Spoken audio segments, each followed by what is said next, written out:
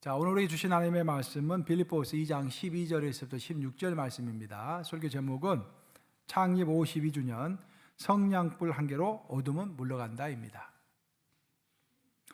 그러므로 나의 사랑하는 자들아, 너희가 나 있을 때뿐 아니라 더욱 지금 나 없을 때에도 항상 복종하여 두렵고 떨림으로 너희 구원을 이루라.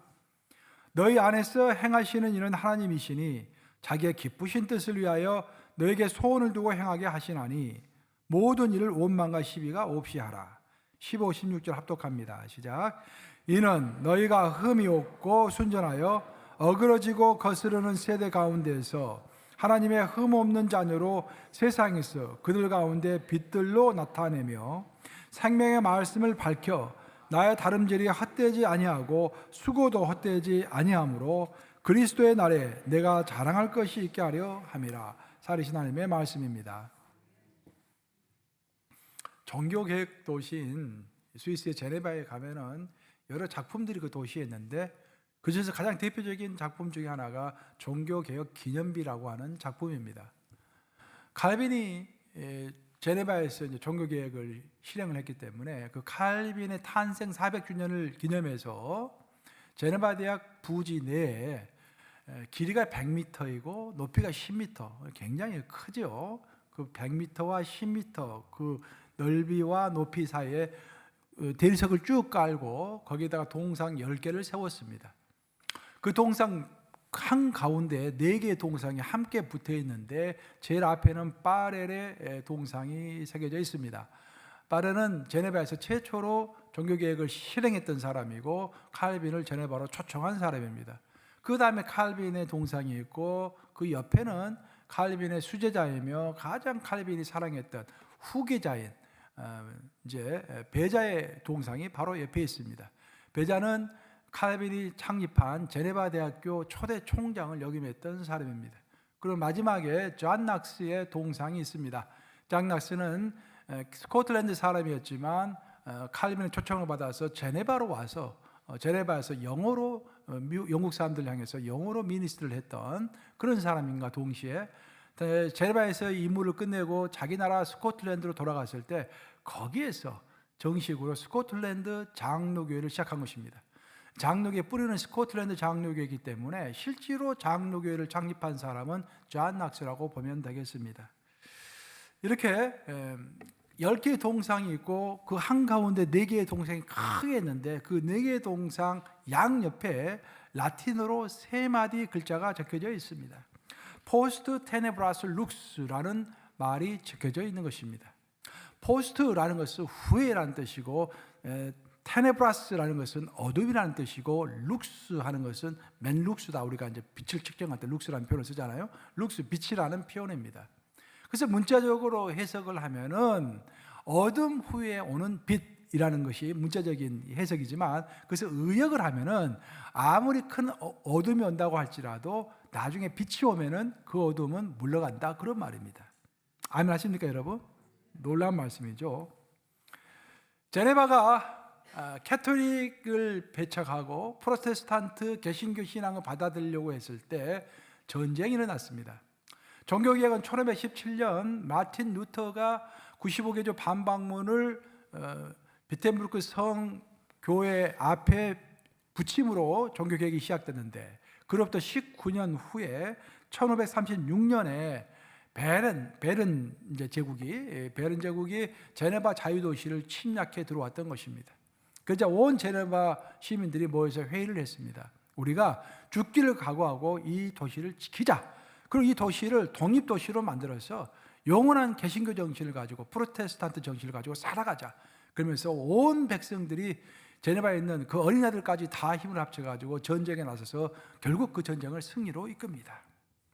그러고 나서 그들이 그것을 기념하기 위해서 동전을 만들었는데 그 제네바에서 이제 통용되는 그 동전을 만들었는데 그 동전 뒤에다가 바로 포스트 테네브라스 룩스라는 그 단어를 집어넣은 것입니다.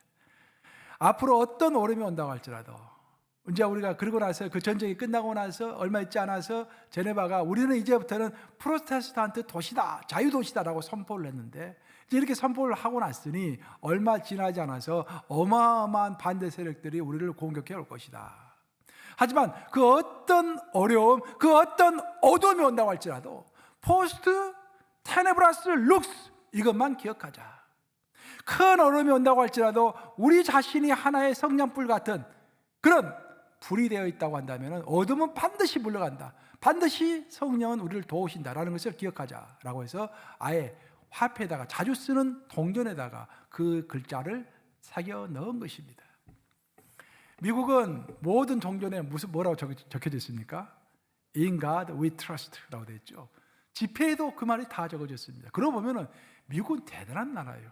전 세계 어느 나라의 화폐에다가 감히 세종대왕 밑에 그런 말 적어놓은 거 보셨습니까? 우리 한국은 그런 거 없잖아요.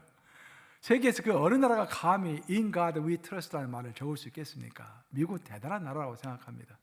미국은 화폐에다가 In God we trust라는 말을 적었고, 제네바는 포스트 테네브라스 룩스라는 말을 화폐에 집어넣은 것입니다. 여기까지만 보면 미국이 좀 더 센 것 같죠? 노골적으로 고백하고 있잖아요. 우리는 하나님을 신뢰한다라고. 그런데 스위스는 나중에 이제 국가가 연합해 가지고 어느 국가를 형성했을 때 한 발자국 더 나아갑니다. 그들이 국가의 국기를 결정해야 하는데, 국기를 결정할 때 우리 아싸라게 하자. 세상 말로 해서 아싸라게 하자. 그래서 국기를 아예 빨간색 바탕 위에다가 하얀색 십자가로 딱 집어넣은 것입니다. 얼마나 잘 보여요, 여러분. 빨간색에다가 하얀색으로 집어넣으니까 너무 선명하게 잘 보이잖아요. 전 세계 국기 중에서, 전 세계에 있는 국기 중에서 이렇게 노골적으로 우리는 개신교 국가이다, 우리는 하나님을 따르는 국가이다 라고 표현한 국가는 스위스밖에 없습니다. 빨간색은 예수님의 보혈을 상징하는 것이고, 하얀색 십자가는 우리를 보호하시는 하나님의 은총, 하나님의 그리스도의 십자가를 상징하는 것입니다. 그래서 오늘날 스위스는 국기가 국가의 로고가 되었어요. 좋은 상품에는 항상 빨간색 바탕에다가 하얀색 십자가 딱 새겨져 있는 그 제품이 들어가면 그것은 세계 인류 제품. 칼이 되었든지, 뭐 옷이 되었든지, 컵이 되었든지, 보온병이 되었든지, 무조건 빨간색 바탕에 하얀색 십자가가 들어가 있는 스위스 국기 모양이 들어가면 그것이 인류 제품이 된다, 이 말이에요. 원래 스위스는 유럽에서 가장 가난한 국가였습니다. 왜 가난했을까요? 옛날엔 전부 농사 짓고 살았는데 땅이 없는 거예요. 전부 다 산입니다. 이게 알프스는. 그래서 저주받은 땅이라고 한때 그렇게 이야기를 했어요. 그런데 그들이 테네브라스 룩스를 부르짖고 빨간색 바탕에다가 하얀색으로 십자가를 집어넣으면서 죽게 하면 살기로 초질간 하나님을 따랐을 때 하나님은 그 나라를 축복하기 시작하시는데, 그 나라가 한탄했던 그 많은 산들이 결국 관광 자원이 되어서 오늘날은 전 세계에서 가장 잘 사는 나라가 스위스인 것입니다. 옛날에는 먹고 살 것이 없어가지고 남자들을 세상에 팔았어요. 즉 전쟁이 일어나면 용병으로 그 나라 군대를, 젊은이들을 팔았던 것입니다. 그 용병들이 흘리는 피값으로 먹고 살았던 나라가 스위스인데, 지금은 하나님이 축복해 주셔가지고 전 세계에서 가장 잘 사는 나라가 되었던 것입니다. 이번에 누감 종교개혁 성지순례팀이 마지막으로 갔던 곳이 바로 그 제네바의 종교개혁 기념비였습니다. 그 기념비 앞에서 제가 이제 왜 이 기념비가 세워졌으며 여기에 있는 네 사람이 누구이며 그 설명을 쭉 하고 난 다음에 맨 마지막에 우리가 묵상한 말이 바로 포스트 테네브라스 룩스라는 말을 함께 묵상한 것입니다. 아무리 큰 어려움이 온다고 할지라도, 테네브라스, 아무리 큰 어둠이 온다고 할지라도 성냥불 하나만 켜면 그 어둠은 다 물러간다라는 것입니다. 너무도 캄캄해서 앞도 앞 보이지 않는 상황 가운데 있을지라도 바로 그때 성냥불을 켜면은 그 칠흑 같은 어둠은 순식간에 물러가는 것입니다. 그래서 우리는 환경을 탓하기보다도 그 환경을 물리치는 성냥불이 되자가 우리가 거기서 맹세를 했습니다. 민경희 권사님 기억나세요? 우리가 그래서 함께 외쳤어요. 우리는 성냥불이 되자라고 했어요. 우리 여기서 한번 해볼까요? 우리 모두 성냥불이 되자. 아멘. 우리 이대하 권사님 손까지 올려주시니까 너무 할렐루야입니다. 성냥불이 되어야 하는 것입니다. 그래서 우리가 이제 모여가지고 우리 모두 성냥불이 되자라고 했는데 돌아와서 가만히 생각해 보니까 성냥불이 되자가 아니라 이미 우리는 성냥불입니다. 마태복음 5장 16절 보시면은 이같이 너희 빛을 사람 앞에 비치게 하여 너희 착한 행실을 보고 사람들이 하나님께 하늘에 계신 하나님께 영광을 돌리게 하라라고 되어 있잖아요. 이같이 그 빛을 사람 앞에 비치게 하여 이미 우리 안에 빛이 있다라는 것입니다. 이미 우리 안에 빛이 있다라는 것입니다. 이미 우리 성냥불이야. 성냥. 근데 그 불을 켜지 않고 있는 거예요 지금. 그래서 우리의 임무는 어둠이 올 때 앞장서 가지고 성냥불을 탁 켜는 것입니다. 이게 뭔지 아세요? 이게 하이델베르크 가서 구입한 겁니다. 독일 하이델베르크에서 성냥을 구입했어요. 성냥 구입했는데 이 성냥을 딱 보세요. 켜보겠습니다. 켜면 이게 어둠이 물러갑니까? 안 물러갑니까? 안 물러가잖아요. 왜 어둠이 안 물러갈까요? 성냥을 켰음에도 불구하고 이미 밝으니까. 이 말은 무슨 말이냐면은 빛 가운데 빛은 별 필요가 없습니다. 어둠 가운데 빛이 중요한 것입니다. 교회는 이미 빛이에요. 이 교회는 하나님의 영광이 있고 우리 성도들의 영광이 있고, 그래서 우리가 세상으로 나갔을 때 등경 위에 놓은 촛대처럼 이 세상을 밝히는 푸른 불이 되어야 할 줄로 믿습니다. 여러분, 한 사람 한 사람이 조그만 성냥불이 되면 우리 가운데 있는 어두움과 어둠의 기운은 모두 물러가는 것입니다. 우리 모두 성냥불이 될 때 우리는 빛 속에서 희망과 밝음을 노래할 수 있는 것입니다. 저는 이제 신앙생활 할 때 여러분들이 항상 밝게 신앙생활 했으면 좋겠어요. 웃고 감사하고 항상 감사하라, 항상 기뻐하라. 누구 말씀입니까? 사도 바울 우리에게 해주신 말씀 아닙니까? 하나님의 말씀입니다. 항상 기뻐하라, 항상 감사하라. 우리가 감사하고 기뻐하면 우리 얼굴 어떻게 되겠습니까? 스마일 이 되겠죠? 이제 왜 우리가 이게 침침하게 살아야 합니까? 이 세상을 절대 침침하게 살지 마세요. 내일은 내일이 고민하도록 맡겨두고 오늘 이 상황 가운데서 감사하고 기뻐하는 것이 하나님의 뜻일 줄로 믿습니다. 우리가 성냥불을 켜면은 아무리 어두운 가운데 있다고 할지라도 우리가 불만 켜면은 희망을 노래할 수 있는 것입니다. 믿음, 소망, 사랑이 우리 것이 되는 것입니다. 그래서 어두운 가운데서도 직장 생활하면서도 힘들잖아요. 요즘 교회도 다 힘든 것 같아요. 쉽지 않은, 어렵지 않은 교회도 몇 군데는 있겠지만 대부분의 교회가, 제가 얼핏 들어보니까 즉 코로나 이후에 뉴욕만, 이 대뉴욕지구라고 그러는데 이 뉴욕 근방에서 한인교회가 150개가 문을 닫았다고 그래요. 그래서 제가 그게 사실이냐고 물어봤어요. 실제로 이렇게 문을 닫았다고 합니다. 그러니까 이거 쉽지가 않은 상황입니다. 근데 우리 쉽지 않은 상황이라고 해서 항상 걱정하고 항상 염려하고 그 하나님은 원치 않으신다는 것입니다. 하나님께 맡겨드리고 우리가 최선을 다하면서 항상 소망과 기쁨 가운데서 감사함으로 어두운 가운데서 성냥불을 켜는 저와 여러분들 되시기를 우리 주님의 이름으로 축원합니다. 성경을 읽어보면 예수님께서 이제 부활하시고 난 다음에 40일 동안 이 땅에 유하셨잖아요. 40일 동안 유하시면서 고린도전서를 읽어보면 사도 바울의 말씀에 따르면 500여 성도들에게 나타나셨다라고 되어 있습니다. 예수님이 500여 성도들에게 나타나신 거예요. 그리고 예수님께서 그 500여 성도들에게 하늘로 승천하시면서 마지막으로 하신 말씀이 뭐냐면은 내가 너에게 성령을 보내리니 오직 성령이 너에게 임하시면은 너희가 권능을 받고 예루살렘과 온 유대와 사마리아와 땅끝까지 이르러 내 증인이 되리라라고 말씀하신 거예요. 즉 예수님이 마지막으로 주신 약속의 말씀은 내가 너에게 성령을 줄 것이다라는 그런 말씀입니다. 그 성령을 기다리라고 말씀하셨어요. 그렇게 부활의 몸을 보여주시고 기적을 보여주시면서 500의 성도들에게 말씀해 줬음에도 불구하고 그 약속의 말씀, 성령이 오실 것이다, 그 말씀을 믿고서 그 약속의 말씀을 붙잡고 끝까지 기다리며 기도했던 사람은 몇 명이다? 120명. 사도행전을 보면 사도행전 1장 15절에 보면 120문도만 마가의 다락방에서 예수님의 약속의 말씀을 붙잡고서 끝내 기도했던 것입니다. 나머지 380명은 어디론가 사라져버린 거예요. 그도 그럴 것이 그 당시 상황이 굉장히 녹록지를 않았습니다. 예수님을 따르는 예수쟁이라고 판명이 되면 죽을 수 있는 상황이었기 때문에 함부로 자기 믿음을 밝힐 수가 없었습니다. 특별히 예수쟁이끼리 모여가지고 함께 기도한다는 것은 극히 위험합니다. 발각되기 쉽고 발각되기만 하면 다 죽기 때문에. 그래서 380명은 사라졌던 것입니다.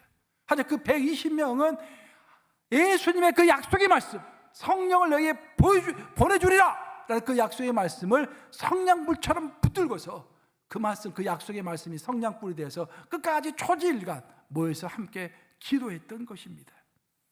그래서 사도행전 15장 번역을 보면 참 재미있어요. 한국 번역은 이렇게 되어 있습니다. 120명, 약 120명이나 되더라라고, 명이나 되더라 그렇게 이야기하고 있어요. 그 말은 무슨 말입니까? 야, 120명만 모인 것도 대단한 것이다 그런 말이에요. 500명 중에서 120명만 모여도 대단한 것이다 그렇게 표현을 하고 있습니다. 그래, 다른 영어 성경이라든지 오늘 보면 그런 말은 없어요. 왜 한국 번역을 그렇게 했는지 모르겠어요. 하여튼간에 우리 한국 정서는, 우리 한국 성경은 그렇게 번역을 하고 있습니다. 그들이 예수님이 할로 승천하신 다음에 믿는 성도들이 가장 원했던 것은 예수님의 모습을 실제로 보는 것이었습니다.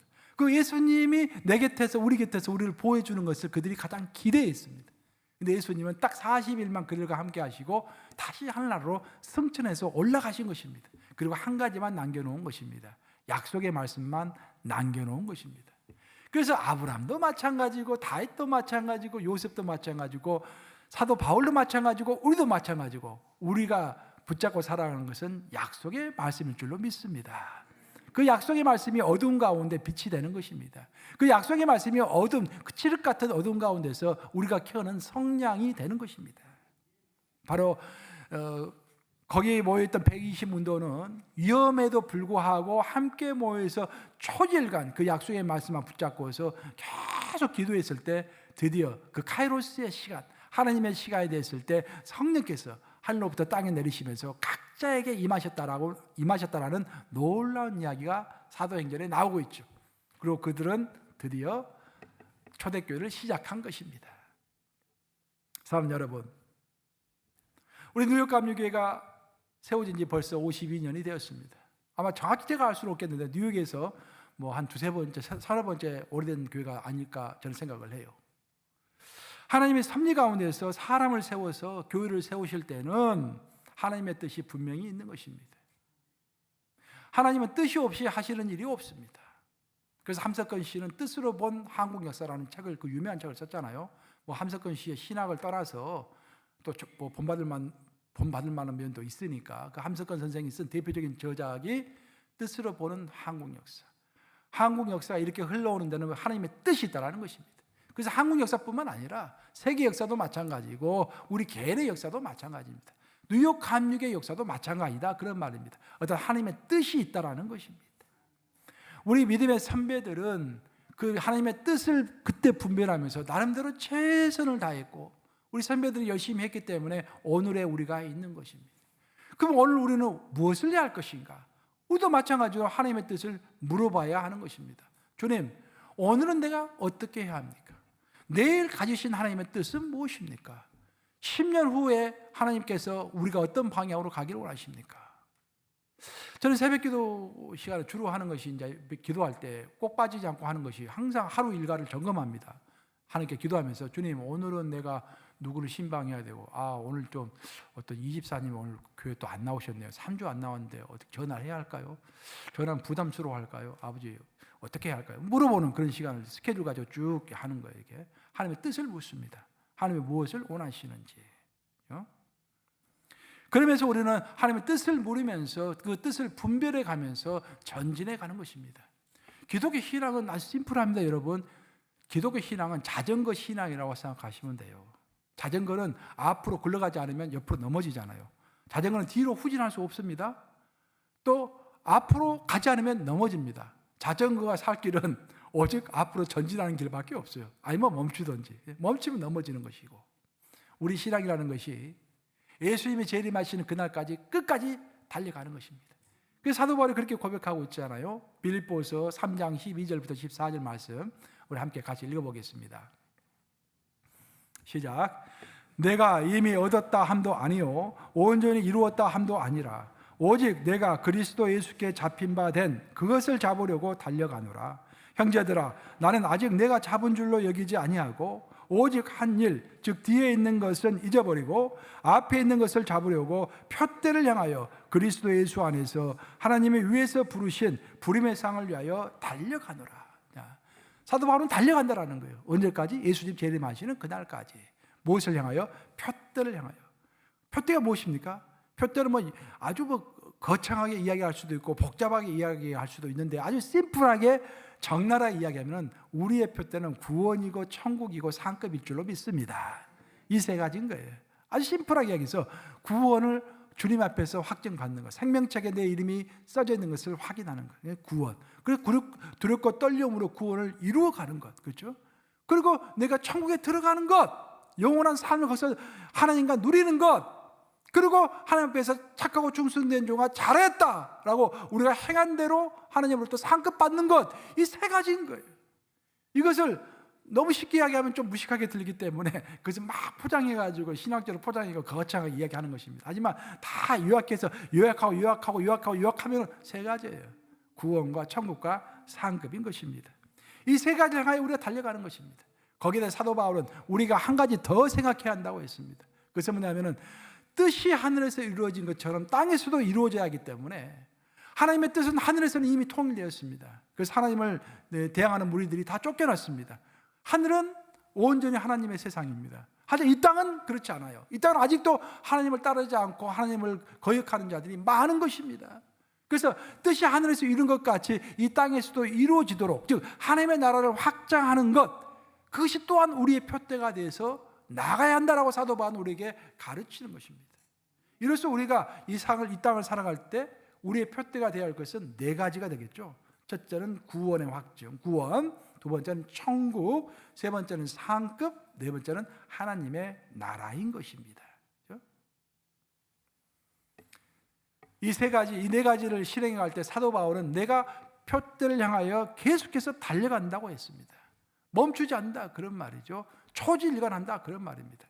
여기서 사도 바울의 그 스피릿이 탁 나오는 거예요. 나는 멈추지도 않고 옆으로 넘어지지도 않겠다. 뒤로 물러가지도 않겠다. 오직 앞으로 달려가겠다. 즉 초일관 자세로 나아가겠다 그런 말이에요. 달려가는 사람은 반드시 지치게 돼 있죠. 제가 옛날에 지금도 기억이 나요. 작년 시절 때 기도 제목을 우리끼리 이제 공동 제석이 내는데 내 기도 제목을 이렇게 냈어요. 하도 몸이 피곤하고 그래가지고 직장생활 하면서 신앙생활 하기가 쉽지가 않잖아요. 저는 직장생활 오랫동안 했기 때문에 여러분의 마음을 알아요. 직장생활 하면서 주일날도 가끔씩 교회 직장 나와서 일하라고 그러면은 그것도 안 나가고 그냥 또 싸우기도 해야지. 직장에서 일하면서 점심시간 되면 점심 빨리 먹고 나서 전도해야지. 전철에서 보통 사람은 잠을 자는데 우리는 전철에 또 성경 읽으면서 또 왔다 갔다 해야지. 아주 몸이 피곤합니다. 그래서 기도 제목 그렇게 냈어요. 달려가도 지치지 않고 독수리 날개친과 같은 힘을 주시옵소서. 그렇게 기도 제목을 냈거든요. 그랬더니 한 번 어떤 분에게 전화가 왔어요. 강영재, 아니 달리면 피곤한 것은 하나님이 정하신 법칙인데 달려가도 피곤치 않도록 기도 제목하면 이건 기도 제목이 아닌 것 같은데 그렇게 전화 연락이 온 거예요. 지금 생각해보면 여러 가지 생각할 점이 많은데 하여튼간에 그 말이 문득 생각이 났습니다. 우리가 직장 생활하면서 힘들 때가 있죠. 좀 쉬고 싶을 때가 있죠. 하루를 스킵하고 싶을 때가 있죠. 하지만 우리가 지치기 때문에 어떨 때는 쉬어야 돼요. 스킵할 때도 스킵해야지 어떻게 하겠습니까? 하지만 초지일관의 자세를 가지고 있는 자는 쉬고 나면 다시 오뚜기처럼 일어서서 가던 길을 또 간다 그런 말이에요. 근데 초지일관의 자세를 가지고 있지 않은 사람은 한 번 쉬면 하루만 쉬겠다고 했는데 그게 일주일이 되고 한 달이 되고 1년이 되고 3년이 되는 것입니다. 그래서 우리가 신앙생활에서 승리하고 신앙생활에서 실수하지 않기 위해서 진짜로 필요한 것 중에 하나가 초지일관하는 자세입니다, 여러분. 많이 아는 것도 중요하고 열심히 하는 것도 중요하지만 그 초지일관의 자세는 너무도 가장 핵심적인 요소라고 할 수 있겠습니다. 예를 들어서 우리가 기도도 중요하고 교제도 중요하고 전도도 중요하지만 모든 것의 기초는 뭡니까? 그 모든 것의 기초는 말씀의 기초 위에 다른 것들이 있는 것입니다. 그래서 요한 웨슬리는 감리교에 창시한 요한 웨슬리는 말씀과 전통과 이성과 체험 이 네 가지를 가지고 우리가 하나님을 이해한다고 했는데 그 네 가지 중에서 가장 기본은 말씀이라고 그랬어요. 말씀 바탕 위에서 이성도 있는 것이고 체험도 있는 것이고 기도도 있는 것이고 그렇죠? 역사도 있는 것이고 전통도 있는 것입니다. 그 말씀이 바탕이 돼야 돼요. 예? 그래서 실수하지 않는 방법은 초지일관하는 그 자세가 초지일관하는 것입니다. 우리가 여러 가지를 다 갖고 있다고 할지라도, 많은 장점을 갖고 있다고 할지라도 우리의 태도가 초지일관의 태도를 갖고 있지 않다면 상당히 문제입니다. 사실 우리가 다른 것들이 좀 미숙하더라도, 좀 부족하더라도 초지일관의 자세를 갖고 있으면 그것으로 우리는 승리하는 것입니다. 너무도 중요해요. 성경을 읽어보면, 제가 성경 읽으면서 놀라는 사실 중에 하나가 뭐냐면은, 사도 바울이나 베드로나 예수님이 이 사람을 평가하시잖아요. 사람도 평가하시고 교회도 평가하십니다. 그러면은 사도 바울 선생과 베드로 사도와 예수님과 하나님이 우리를 평가하실 때 뭘로 평가하시겠습니까, 여러분? 놀랍게도 우리의 신실함이라는 것은 변함이 없다, 그런 말 아닙니까? 그 신실함으로 우리를 평가하십니다. 보면은, 예를 들어보면은, 사도 바울의 예를 들어보면은 이렇게 말을 했어요. 사도 바울의 자신의 수제자가 디모데 아닙니까? 디모데를 이렇게 표현하고 있습니다. 내 사랑하고 신실한 아들 디모데를 너에게 보냈으니. 고린도전서 4장 17절입니다. 그러니까 자기의 수제자를 다른 사람에게 소개할 때 복잡하게 말하지 않았습니다. 딱 한마디로 내 사랑하고 신실한 아들 디모데를 너에게 보내노니. 딱 한마디, 신실한 아들이라고 그를 딱 표현하고 있습니다. 그리고 에바브라도 사도 바울의 수제자죠. 에바브라를 설명할 때 이렇게 이야기하고 있습니다. 에바브라에게 너희가 배웠나니 그는 그리스도의 신실한 일꾼이요. 에바브라를 평가할 때도 복잡하게 설명하지 않습니다. 딱 한마디, 신실한 일꾼이다. 골로새서 1장 7절에 나오죠. 또 두기고도 사도 바울이 다른 사람에게 설명할 때 그렇게 설명합니다. 두기고는 사랑받는 형제요 신실한 일꾼이요. 사랑받는다라는 것은 그 이제 일반적인 프랙티스고, 그 사람의 특징은 신실합니다. 그 딱 한마디 하고 있는 것입니다. 골로새서 4장 7절. 또 신실하고 사랑을 받는 형제 오네시모를 함께 보내노니, 오네시모를 설명할 때도 신실하다라는 표현을 쓰고 있습니다. 이것뿐만 아니에요. 우리가 히브리서를 읽어보면 히브리서에서 모세를 이제 평가하는 내용이 나오잖아요. 모세를 평가할 때 그렇게 쓰고 있습니다. 히브리서 저자가 모세는 하나님의 온 집에서 종으로서 신실하였고, 여기서 말하는 신실은 왔다 갔다 하지 않았다라는 거예요. 변함이 없이 꾸준했다라는 것입니다. 초지일관했다라는 그런 말이죠. 또 베드로의 가장 수제자는 마가였지만 마가 못지않게 사랑했던 사람이 실로아노 아닙니까? 실로아노. 그 실로아노를 베드로가 이렇게 표현하고 있죠.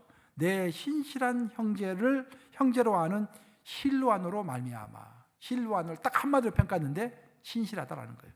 전부 다 사람을 평가할 때 딱 한마디로 평가하는데 전부 신실했다라고 평가하는 것입니다. 이것은 저에게서 신선한 충격이었습니다. 아니, 사도 바울이나 베드로가 사람을 평가하면은 좀 뭔가 특별한 것이 있을 것 같은데 특별한 게 없어요, 여러분. 딱 한 가지입니다. 전부 다 신실하다. 그 말로 그 사람을 딱 평가하는 것입니다. 그러면 제가 여러분들 질문해 볼게요. 왜 신실한 것이 사람을 평가하는 가장 중요한 기준이 될까요? 그만큼 신실하는 것이 어렵기 때문입니다. 여러분. 신실함이 쉽지가 않아요. 우리가 컨디션이 좋고 다른 사람이 나에게 잘해주면 막 힘이 나가지고 열심히 하죠. 막 따르고 열심히 하죠. 근데 내 이익과 좀 부합이 안 되고 기분이 좀 안 좋고 내 컨디션이 안 좋으면 그만두는 거예요. 이게 신실하지 못한 것입니다. 환경이 어떻든지, 내가 몸이 피곤하든지 어떻든지, 내 경제적인 상황이 좋든지 나쁘든지, 뭐 내 생각이 어떻든지 신실하게 한 번 하나님께 약속한 것, 하나님 앞에 맹세한 것을 끝까지 지키는 것, 그것이 하나님이 사람을 평가하는 기준이다, 그런 말입니다. 교회도 마찬가지입니다. 오늘 우리가 52주년을 맞이했는데 우리 교회가 어떤 교회가 되어야 할 것인가? 뭐 여러 가지 이야기할 수 있겠죠. 뭐 전도를 열심히 하는 교회, 선교를 열심히 하는 교회, 부흥하는 교회, 여러 가지 이야기할 수 있을 것입니다. 하지만 오늘 저는 특별하게 가장 기본적인 것, 하나님이 보시는 가장 기본적인 것을 이야기하고 싶어요. 즉 신실한 교회가 되어야 한다, 그런 말입니다. 변함없는 교회가 되어야 한다, 그런 말이에요. 예수께서 요한계시록 보시면 요한계시록 2장과 3장에서 그 당시에 있었던 일곱 교회를 평가하시는 내용이 나오죠. 일곱 교회를 평가하실 때 특별하게 예수님께서는 버가모 교회를 언급하시면서 사람의 이름을 하나 언급하십니다. 이렇게 말씀하세요. 요한계시록 2장 13절 한번 같이 읽어보겠습니다. 시작. 내가 내 이름을 굳게 잡아서 내 충성된 증인 안디바가 너희 가운데 그 사탄이 사는 곳에서 죽임을 당할 때에도 나를 믿는 믿음을 저버리지 아니하였도다. 예수님은 교회를 평가하실 때 그 교회 안에 있었던 한 사람을 딱 지목하십니다. 안디바라고 하는 사람을 지목하십니다. 버가모 교회는 영적 시험을 많이 받았던 곳입니다. 그리고 그 암흑의 세력, 사탄이 굉장히 강하게 임재했던 그런 교회입니다. 근데 그 교회를 끝까지 한 사람이 지켜냈다라고 예수님이 평가하시면서 그 사람의 이름이 안디바인데 그 안디바의 특징은 충성됨이다라고 이야기하는 거예요. 그래서 충성됨이라는 단어를 헬라어로 찾아보면 오늘 보면은 피스토스입니다. 피스토스. 그 피스토스는 한국어 성경에 두 가지로 번역이 되죠. 신실함 또 충성됨 두 가지 다 오늘은 똑같습니다. 다른 말로 하면은 안디바는 굉장히 초지일가 나는 신실함을 가지고 있는 사람이었는데 그 한 사람 때문에 사탄이 강하게 역사하는 그 버가모 교회가 지켜졌다라고 이야기하는 것입니다. 그 한 사람이 누가 되겠습니까? 여러분들 되어야 하는 것입니다. 목사님이 되세요. 그렇게 매하지 마시고 여러분이 그 한 사람이 되어야 하는 거예요. 여러분이 그 한 사람이 안디바와 같은 사람이 돼가지고 성냥불을 탁 켜면은 사탄이 물러가는 것입니다. 그 한 사람이 우리에게 필요한 것입니다. 여러분, 우리 교회에서 디모데와 실로아노와 두기고와 에바브라와 같은 하나님이 주목하신 신실한 사람은 누구일까요? 옆 사람 한번 보시고 당신이기를 원합니다. 한번 해보세요. 과연 우리 교회 그 한 사람이 누구일까? 그 신실한 사람이 누구일까? 만약 오늘 예수님이 우리 앞에 나타나셔가지고 우리를 개인적으로 이렇게 평가하신다면은 예수님이 나에게 야 너는 변함없이 초질과 나는 신실한 나의 종이다 라고 과연 말씀하실까요? 우리 각자는 마음속에 소중하게 생각하는 것이 다 있어요. 어떤 사람은 자식을 소중하게 여기고 어떤 사람은 자기의 어떤 어치브먼트를 또 소중하게 여기고 자기의 어떤 평판을 또 중요시 여기는 사람도 있고 각자 뭐 가문의 명예를 세우는 것을 중요하게 생각하는 사람도 있고 다 나름대로 뭐가 있습니다. 이게 그러면 우리가 그 마음에 있는 가장 소중하게 생각하는 것 그것 가지고 하나님 앞에 딱 내비쳐 가지고 우리가 하나님께 자랑할 수가 있을까요? 아마 그렇게 못할 것입니다. 하나님 우리를 칭찬하실 때 어떻게 칭찬하신다고 했습니까? 착하고 충성된 종아 그렇게 평가하신다고 그랬잖아요. 충성됨, 피스토스, 신실함, 초지일관, 변함없음 그거 하나 가지고 칭찬하신다는 것입니다. 상황이 어려우면 낙담이 되고 뒤로 물러서고 싶고 멈추고 싶고 그럴 때가 참 많지요. 사실 그때가 바로 우리의 신실함을 증명해 볼 수 있는 기회라는 것입니다. 주님 앞에서 정말 신실함으로 성숙한 여러분들 되시기를 주님의 이름으로 축원합니다. 이제 말씀 마무리합니다. 오늘 본문에서 사도 바울은 우리가 무엇을 위해서 인생을 살아갈 것인지를 아주 명확하게 이야기하고 있는데 오늘 본문 말씀인 에베소서 2장 15절과 16절 말씀 한번 같이 읽어보겠습니다. 자, 제일 뒤에 있는 말씀 띄워보면 됩니다. 시작. 이는 너희가 흠이 없고 순전하여 어그러지고 거스르는 세대 가운데서 하나님의 흠 없는 자녀로 세상에서 그들 가운데 빛들로 나타내며 생명의 말씀을 밝혀 나의 다름질이 헛되지 아니하고 수고도 헛되지 아니하므로 그리스도의 날에 내가 자랑할 것이 있게 하려 함이라. 와, 너무나 명확하죠. 사도 바울이 어떤 자세로 인생을 살아가고 있는가, 어떤 태도로 신앙생활을 하고 있는가, 우리의 모범이잖아요. 사도 바울이. 사도 바울은 두 가지를 이야기하고 있습니다. 첫째, 내가 빛이 되어야 한다 그런 말이에요. 하나님의 흠없는 자녀로 세상에서 그들 가운데 빛들로 나타내며, 즉 우리가 성령불로 살아가야 한다 그런 말입니다. 그런데 제일 마지막에 보시면은 그리스도의 날에 내가 자랑할 것이 있게 하려 함이라. 즉 어떤 사람이 나로 인해서 성령불을 켜게 됐다 한다면은 그 사람 때문에 예수님이 재림하시는 그날에 내가 자랑스럽게 설 수 있다 그런 말이에요. 아까 제가 이야기했잖아요. 우리 예수님 다시 오시는 그날에 내가 무엇을 가지고 예수님 앞에서 자랑할 수 있겠습니까? 아니 우리가 자랑한다는 생각 자체를 할 수가 없어요. 예수님 재림하시면 와, 내 죄가 다 드러날 텐데 고민이 많잖아요. 우리 그렇지 않습니까? 하지만 사도 바울은 이렇게 이야기하고 있어요. 예수님이 재림하시는 그날, 그리스도의 날이라는 것은 예수님이 재림하셔서 백보자 심판하시는 그날 이야기하는 거예요. 그날에, 심판의 날에 나는 하나님 앞에서 자랑하겠다, 예수님 앞에서 자랑하겠다, 그런 말이에요. 에베소 성도들이 나 때문에 성냥불을 켰습니다 라고 자랑하겠다, 그런 말입니다. 이래서 오늘 결론이 나왔습니다. 우리가 어떻게 살아갈 것인가? 우리 교회 52주년을 맞이한 우리 교회가 앞으로 어떻게 나가야 할 것인가? 첫째는 우리 모두 성냥불이 되어야 합니다. 두 번째, 다른 사람이 성냥불을 켤 수 있도록 도와줘야 하는 것입니다. 이 두 가지인 것입니다. 첫째는 우리 교회 성도들 한 명 한 명이 자기 내면에 있는 성냥불을 켜는 사람이 되고, 나만 켜는 것이 아니라 아직도 성냥불을 켜고 있지 않은 옆에 사람들, 그 옆 사람이 성냥불을 켤 수 있도록 도와줄 때, 우리 예수님 앞에 심판의 날에 섰을 때 그것 가지고 우리가 자랑할 수 있다, 그런 말입니다. 너무도 중요한 말 아니겠습니까? 다른 것으로는 우리가 예수님 앞에서 우리를 자랑할 것이 이만큼도 없습니다. 근데 내가 성냥불을 켜고 살았고 내 옆에 사람이 성냥불을 아직도 켜지 않고 있는데 켜올 수 있도록 도와주고 있다고 한다면 그것만 가지고 우리가 예수님 앞에서 우리를 자랑할 수 있다, 그런 말입니다. 얼마나 놀라운 말씀입니까? 이 말씀이 여러분들에게 힘이 되시고 우리 뉴욕 감역의 지표가 되시기를 우리 주님의 이름으로 축원합니다. 기도하시겠습니다.